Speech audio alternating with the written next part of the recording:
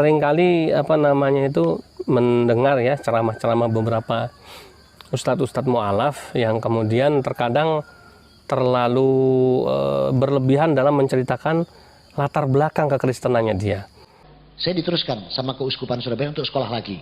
Nah, maka saya sekolah lagi, ngambil di STFT, Sekolah Tinggi Filsafat dan Teologi, di Santo Giovanni. Itu 10 semester, harusnya 5 tahun. Saya selesai 3 tahun. Untuk kedua kalinya saya mohon maaf kalau saya rada cerdas ya. Jadi saya nggak dikembalikan ke umat, langsung sekolah STFT-nya. Yang 5 tahun cuma 3 tahun saya. Kemudian karena lulus nggak ditaruh di gereja saya. Jadi sebenarnya keliru nulis saya mantan misionaris karena saya belum turun ke umat. Tapi kalau mantan pastor iya, karena sudah dilantik jadi pastor. Jadi harusnya keliru. Kalau nulis saya jangan mantan misionaris, salah nanti. Bisa dikritik sama mereka. Mantan pastor saya, itu benar. Karena saya belum turun ke umat. Begitu saya lulus 3 tahun itu, tidak 5 tahun, saya langsung dikirim ke Vatikan Roma. Saya ambil magister teologi di sana. Harusnya 3 tahun. Saya selesai 1,5 tahun. Untuk ketiga kalinya saya mohon maaf kalau saya cerdas. Yang jadi masalah adalah banyak sekali kebohongan-kebohongan yang dia buat, yang ketika dia menceritakan latar belakang sebelum dia masuk Islam, atau latar belakang ketika jadi Kristen, sehingga ini yang membuat kita jadi malu di hadapan orang-orang Kristen sendiri. S3 saya urusan ini semua ya, karena saya dulu waktu S3 saya ambil kuliah teologi, saya tentang Tuhan. Jadi mata kuliah saya cuma 6 kitab: Tripitaka, Weda, Deuteronomi, Taurat, Injil, Quran, dan alhamdulillah lulus dengan cum laude. Ya. Nah, 6 kitab ini sehingga saya banyak kenal Tuhan. Allah turunkan semua kitab ini, Jabur, Taurat, Injil, Quran, itu apa? Dengan kata agar mereka berserah diri kepadaku. Saya bacakan, punya Nabi Musa dari kitab Kejadian pasal 18. Ketika Allah berfirman kepada Musa, wahai Musa, bawa Bani Israel keluar dari cengkraman Fir'aun untuk berserah diri kepadaku. Dari kitab Kejadian pasal 18. Ketika Allah berfirman kepada Musa, wahai Musa, bawa Bani Israel keluar dari cengkraman Fir'aun untuk berserah diri kepadaku.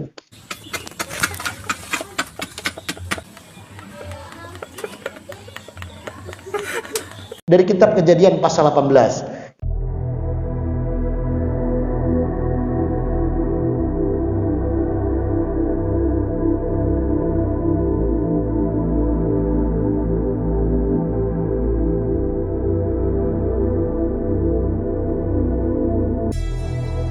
Karena saya dulu waktu S3 saya ambil kuliah teologi. Lihat Yohanes pasal 16, gak duwe sampean. Makanya nak kafir duluan gak percaya. Di Yohanes pasal 16, lihat kalimatnya Allah kepada Isa. Isa bawa Bani Israel untuk berserah diri kepadaku. Lihat Yohanes pasal 16, gak duwe sampean. Makanya nak kafir duluan gak percaya.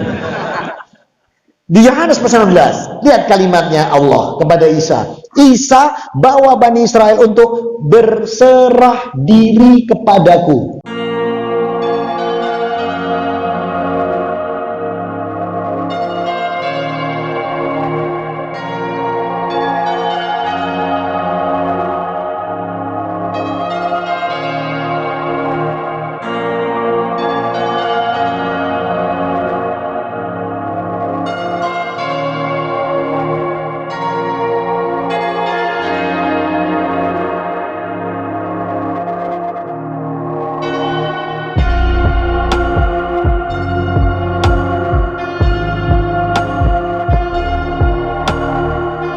Injil Vatican School bersebelahan dengan Universitas Vatikan, di mana Bapak Ustadz Bangun Samudra lulusan S3 yang konon katanya dari sana.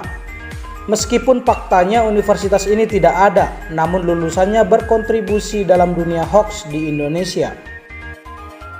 Nah, sebagai penambah informasi, setidaknya ada 5 universitas di Roma yang biasanya menjadi tempat para imam, bruder, dan para suster dan frater menuntut ilmu.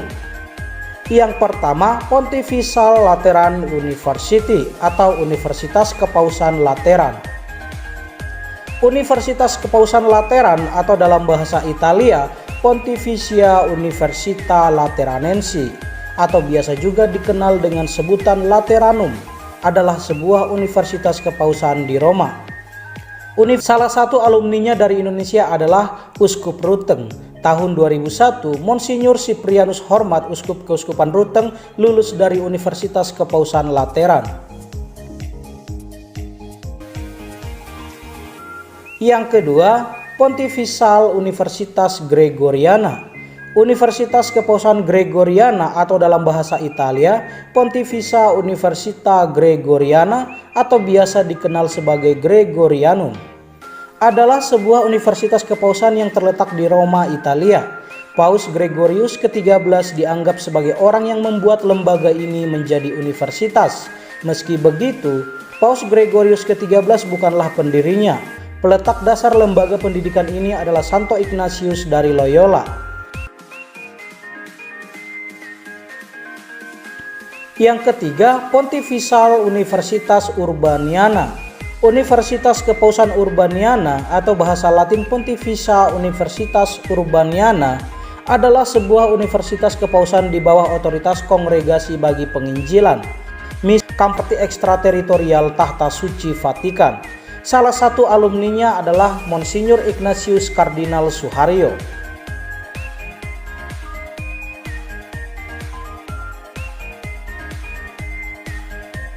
Yang keempat, Pontifical Universitas Salesiana.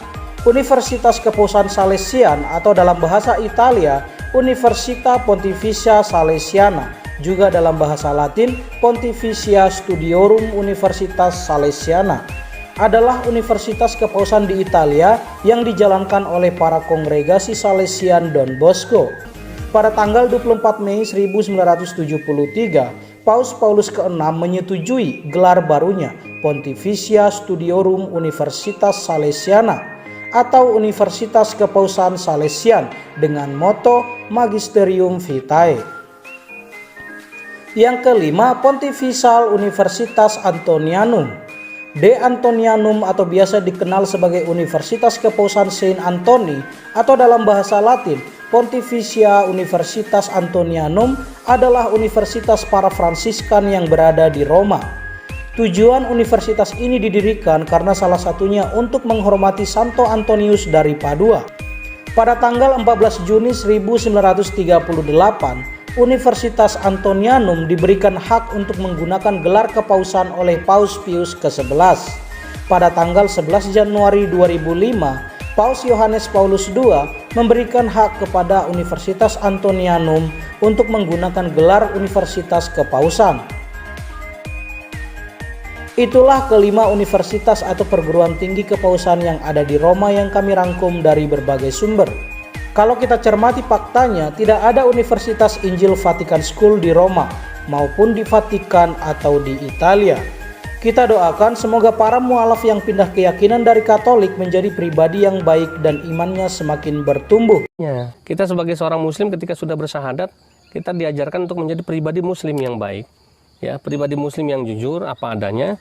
Jangan kemudian menceritakan sesuatu yang tidak pernah terjadi. Nah, ini ya ihwafillah, sehingga kadang-kadang ya mohon maaf gitu ya. Kemudian sampai ditantang sama orang Kristen ya, baik Protestan maupun Katolik, untuk menunjukkan mana ijazahnya, ijazah S1-nya, S2-nya, S3-nya. Sampai ditantang mana namanya pernah tercantum nggak di dalam susunan, mungkin kalau di Protestan sinode kekristenan, asal sinodenya mana, gerejanya mana. Sampai ditantang kalau dia Katolik, dulu mana lulusan pasturnya, pastor mana. Tapi kemudian semuanya diam ya, seribu bahasa. Tidak ada klarifikasi, tidak ada yang bisa, yang mualaf-mualaf tadi yang bisa menceritakan kebenarannya. Kebaliknya malah justru menuduh orang Kristen ini telah berbohong ya. Nah,